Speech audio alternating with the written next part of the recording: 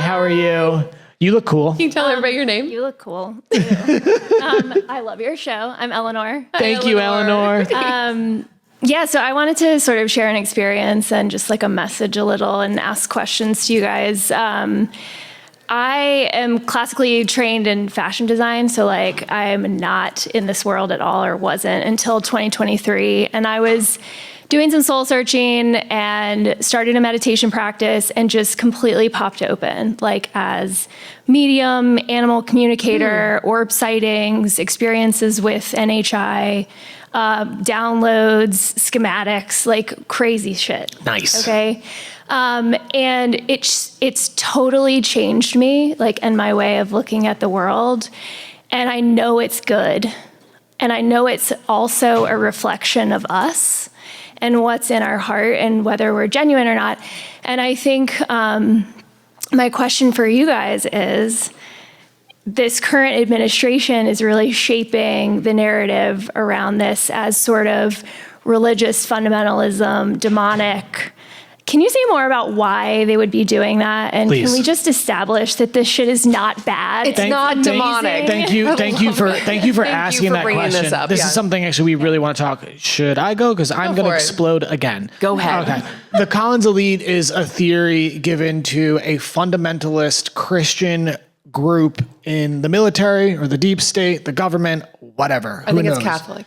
But the belief system is that they're a powerful faction that believes that this is all demonic, and they're one of the main reasons for the suppression of this information. So when you're a hammer, everything looks like a nail, and to a fundamentalist, this looks demonic. And this is the main narrative that is going to be driven. Now, if you go back to our first episode, the entire reason we made the show was this. We talk about two things. We talk about the national defense agenda, and we talk about the perception that this is demonic. Okay? So first things first, the national defense agenda. The main thing you should get from that terrible disclosure, because I do think it was very disappointing, is that we are attacking them. Every video you see, it's in the crosshairs of a gun. They've released videos of shooting them out of the sky. We are attacking them, and they're not attacking back. This is Gandhian-like restraint. Okay. They look at their actions. Look, we are attacking them and they are not doing that. That's not what this is. So you can just look at that to understand that this is not a bad thing whatsoever. And they started showing up when we were about to blow ourselves up. You know, as soon as we created the bomb, it's like, the nuclear ability to, cannot talk today. You're doing great. I think yes. You know, that thing that happened in the 50s. They're here. I'm so glad. I'm so, first off, proud of you for, everything that you're going through, because it takes a lot of layers to shed to go through that and have those experiences, and a lot of overcoming fear. There's a great thing in every story in the monomyth, which is essentially the cave of fears, and the hero must go through the cave of fears. And Joseph Campbell would say, in the cave of fears lies the treasure you seek. What you fear, you run towards.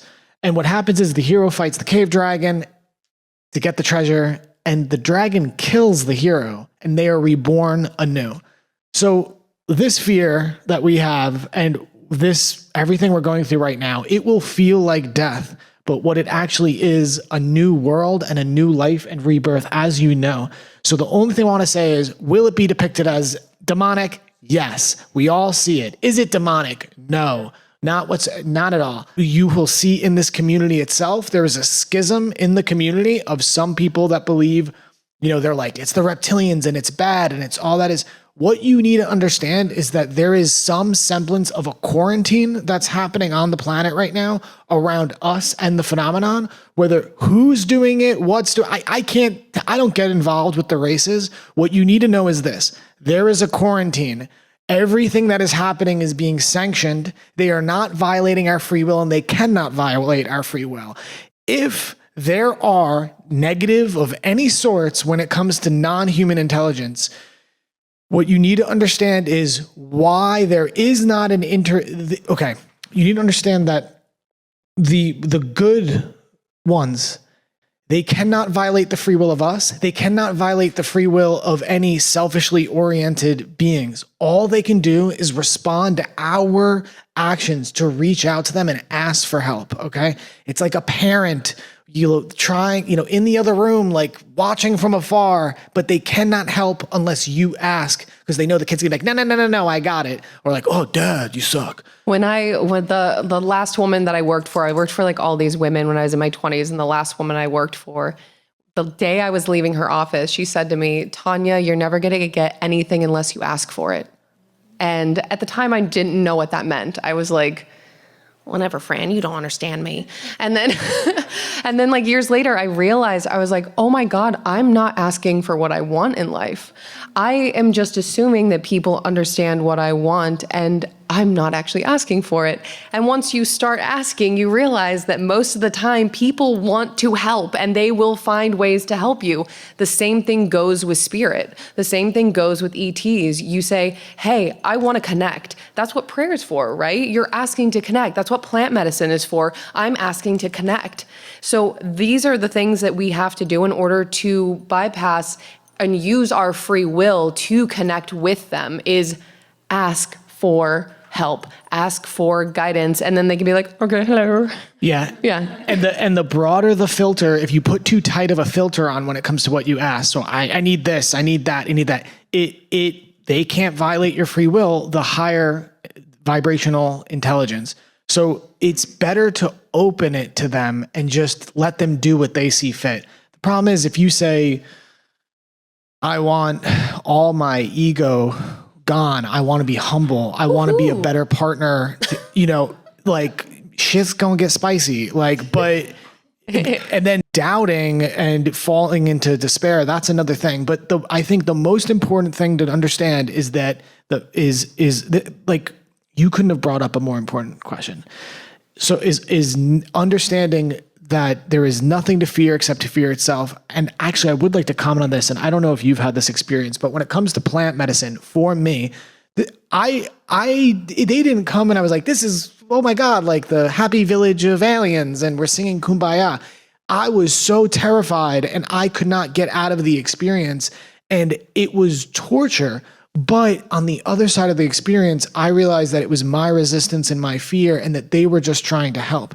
And as soon as I was able to face them, literally they literally picked me up, because I was on my hands and my arms like shaking and begging for it to stop. And I felt hands grab my shoulders and pick me up and to look at them, to face them. And I was like, okay, like I can face you. And it was fine. It was peaceful. So, okay, I'm sorry for ranting, but no, it's kind of like, if you know what I mean, if you're driving down the road and you see a turtle in the road and you go and you're like, shit, there's a truck coming. So you jump out of the car and you go and grab the turtle, and it's like, freaking out. And if it's a snapping turtle, it's trying to bite you. But if it bites you, then you're going to have to drop it, and then it's going to get hit by the truck. So it's kind of one of those things of using surrender to be like, okay, I'm just going to trust that I'm flying through the air right now and I'm going towards the other side. And that was the most Tanya specific analogy I've ever heard in my entire life. So relevant, though. Yeah. It is so relevant. It is so relevant. You're rad. Thanks for making this. Do you mind if I share one more quick Please. story? Please. Okay. So this was during my awakening, but and I'll keep it short, but I hit a bird with my car and I saw it in my rear view. So I swung over, picked it up out of the road, flew home, and was called to sit in the grass and sing to it. And the words that came were omakase ya. And I was like, shit, is this bird gonna think it's dinner? Like, I don't want it to think it's the Japanese omakase. Like, I'm not filleting this thing up, right? But I'm sitting there and I'm singing to it, and then it gets really calm in my hand, and it was like injured. Like, it was like flapping around and like broken neck, like not doing well. And it got really, really, really calm in my hand. And then I went to put it back into the box, and it took 2 steps out of the box and flew up into the tree. Oh. And I went in and Googled the true meaning of omakase, and it's slang in Japanese for "I will leave it up to you." Oh, I got chills. Oh, man. We all have this ability. You just have to slow down and listen. They'll guide you. That was so beautiful. And I will leave it up to you. That's so perfect because the number one thing, at least we've learned, is using your free will to surrender to the intelligence. I will leave it up to you. Do what you can. Like trust. It's Choice. all about trust. Yeah. Thank you, God, sister. That's beautiful. You're Thank amazing. you. Love your show. Oh, Patreon is at post normal. Post normal, everyone.